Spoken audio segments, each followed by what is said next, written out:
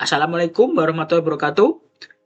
Di sini saya akan menjelaskan mengenai tentang estimasi kadar gula menggunakan dua metode, yaitu interpolasi linear dan K-Nielsen dengan yaitu yang disebut dengan KKN. Nah, dalam presentasi ini saya menggunakan dua metode yang paling populer, yaitu memprediksi kadar gula dalam sebuah proses, akan menjelaskan konsep perhitungan dan analisis dari masing-masing metode tersebut. Nah, yang pertama yaitu apa itu soft sensor. Nah, soft sensor adalah perangkat lunak yang digunakan untuk memperkirakan nilai suatu variabel proses yang sulit diukur secara langsung dalam waktu nyata. Nah, soft sensor menggunakan model matematika dan algoritma pemrosesan data untuk menghitung perkiraan tersebut berdasarkan pengukuran variabel yang lebih mudah diukur. Namun, dengan soft sensor kita bisa memperkirakannya berdasarkan data yang lebih mudah diakses seperti suhu, pH, kadar oksigen, atau kadar CO2. Nah, soft sensor menggunakan model matematika algoritma untuk memproses data ini yang menjadi prediksi yang lebih akurat. Nah, pada permasalahan utama yang dihadapi dalam penerapan soft sensor adalah akurasi prediksi. Ini adalah data yang untuk diproses untuk menyederhanakan, yaitu dalam kasus ini mencoba estimasi kadar gula dengan dua metode, yaitu interpolasi linear, pola data yang sederhana, dan KKN untuk menangani data dengan pola yang lebih kompleks. Tujuannya adalah mencari metode yang memberikan akurat dengan efisiensi yang tinggi.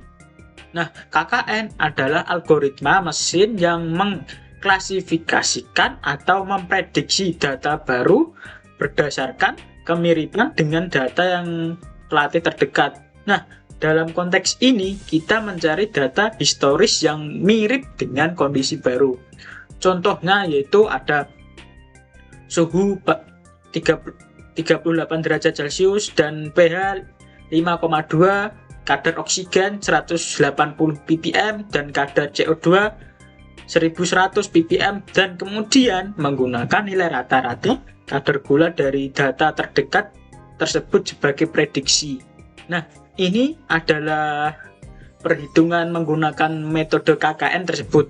Nah, yang pertama saya menggunakan rumus jarak Euclidean. Nah, rumusnya yaitu ada D sama dengan akar dalam kurung XI dikurang XI1 I dalam kurung kuadrat ditambah X2 dikurang X2I kuadrat dalam kurung ditambah dalam kurung lagi yaitu X3 dikurangi X3I dalam kurung kuadrat ditambah X4 dikurang X4I dalam kurung kuadrat. Nah, di mana X1 adalah suhu. Nah, X2 adalah pH. Nah, X3 adalah oksigen, sedangkan X4 adalah CO2. Contohnya yaitu X1 adalah suhu. Suhu adalah ini. Saya menggunakan suhu rata-rata yang terdekat yaitu 35, 37, dan 40. Saya bagi menjadi 3, mendapatkan hasil 38. Lalu dikurang 35. 35 adalah suhunya.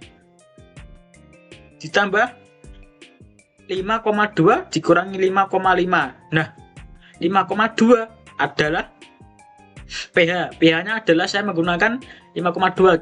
Contoh seperti lagi 5,5 ditambah 5,3 ditambah 5,0 dibagi menjadi 3 mendapatkan hasil 5,2.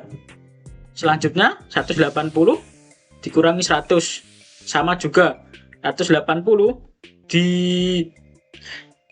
dijumlahkan dari 100, 150, dan 200 saya bagi menjadi 3 mendapatkan hasil 180 dan seterusnya. Lalu mendapatkan hasil 303,62. dijumlahkan semua.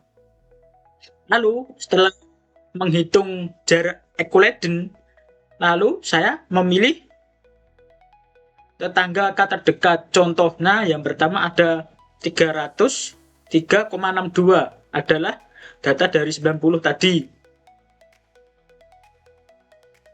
Nah, dari data 90 tadi. Selanjutnya, saya memilih tetangga yang terdekat lagi, yaitu 103,72 yang hasilnya tadi 85. Lalu tetangga yang terdekat lagi ada 104,89, hasilnya tadi 70. Lalu kita menghitung rata-ratanya, dijumlahkan ke semua lalu dibagi 3 mendapatkan hasil 81,67. Nah, kenapa saya mendapatkan ketiga ini dihitung mendapatkan hasil yang terdekat? Ada contohnya 104 sama 700, yang terdekat adalah 104, ada 103 dan 300. Ini adalah yang terdekat. Nah, ini adalah hasil pemrograman menggunakan VS Code, menggunakan Matplotlib dari hasil program tersebut. Nah, data sensor titik-titik yang berwarna kuning pada grafik tersebut memiliki data sensor yang sudah dikumpulkan sebelumnya. Nah, setiap titik merepresentasikan satu pengukuran dengan sumbu X menunjukkan suhu dan sumbu Y menunjukkan pH.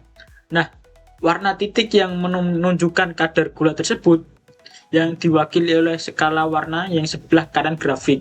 Nah, data baru atau estimasi titik yang berwarna merah adalah data baru yang ingin diprediksi kadar gulanya. Nah, tetangga terdekat dari titik-titik yang berwarna oranye adalah tetangga terdekat dari data baru. Nah, jumlah tetangga nilai K biasanya ditunjukkan sebelumnya. Dalam kasus ini tampaknya ada 3 tetangga terdekat yang dipilih.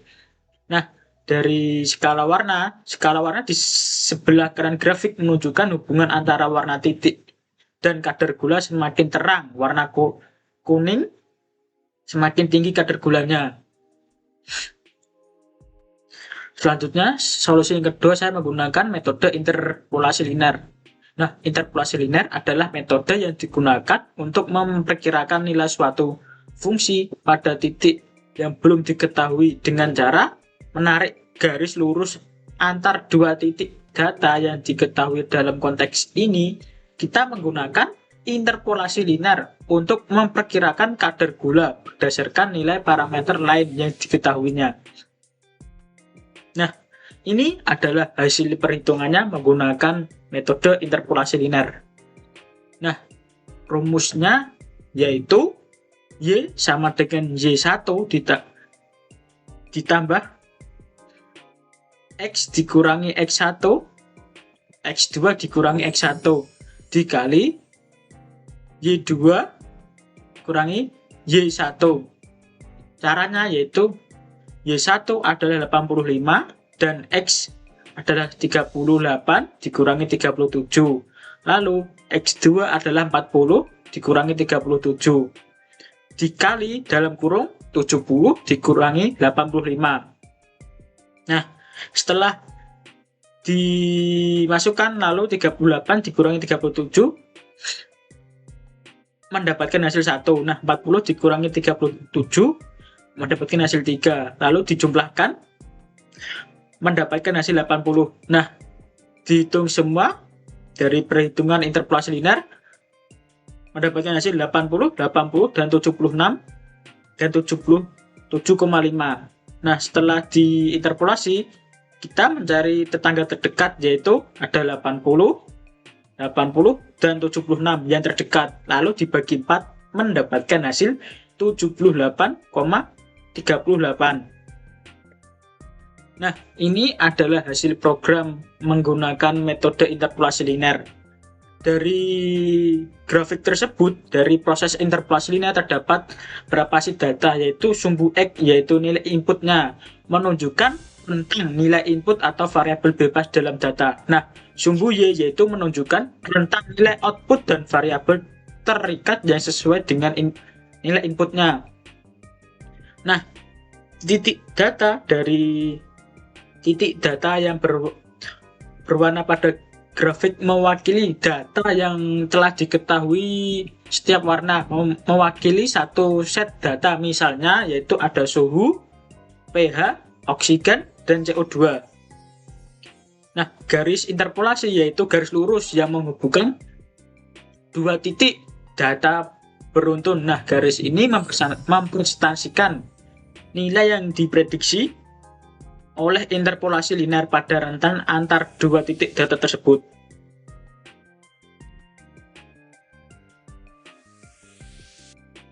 Nah, dari kedua metode tersebut saya memilih metode yaitu interpolasi linear karena berdasarkan analisis terhadap kedua metode, interpolasi linear dipilih untuk kasus ini. Nah, pemilihan ini berdasarkan karakteristik data yang bersifat linear dan sederhana, serta kebutuhan akan metode yang mudah dihitung secara manual tanpa memerlukan banyak komputasi. Nah, kelebihan dan kekurangan dari kedua metode tersebut yaitu yang pertama, kelebihan di metode KKN yaitu mudah dipahami, lalu tidak memerlukan asumsi tentang distribusi data, dan cocok untuk datasheet besar dengan pola non-linear. Nah, kekurangan di metode KKN ini yaitu memerlukan banyak komputasi, terutama untuk dataset besar. Selanjutnya, kekurangan yang kedua yaitu sensitif terhadap pemilihan data dan skala data. Selanjutnya, kekurangan yang selanjutnya yaitu tidak memberikan hasil interpolasi yang halus. Nah, kelebihan dan kekurangan di metode interpolasi linear yang pertama, kelebihannya yaitu mudah dihitung secara manual atau menggunakan alat sederhana, lalu memberikan hasil yang halus di antara data yang tersedia, cocok untuk data kecil dan pola data yang linear. Nah, kekurangan di metode linear yaitu tidak cocok untuk dataset dengan pola non-linear. Selanjutnya, tidak mempertimbangkan hubungan antar variabel secara kompleks dan tidak membutuhkan data referensi yang teratur. Selanjutnya, dari hasil pembahasan dari kedua metode tersebut dapat disimpulkan yaitu interpolasi linear dipilih sebagai metode terbaik dalam kasus ini karena data yang digunakan memiliki pola yang sederhana dan linear. Nah, metode ini mudah diterapkan tanpa memerlukan perangkat lunak yang kompleks. Hasilnya cukup akurat untuk kebutuhan prediksi kadar gula. Nah, sementara itu KKN cocok untuk dataset yang lebih besar dan pola lebih kompleks. Namun, untuk kasus ini kompleksitas KKN tidak diperlukan. Oleh karena itu, interpolasi linear adalah solusi yang lebih efektif dan efisien. Sekian video dari saya. Apabila ada salah kata, saya mohon maaf. Wassalamualaikum warahmatullahi wabarakatuh.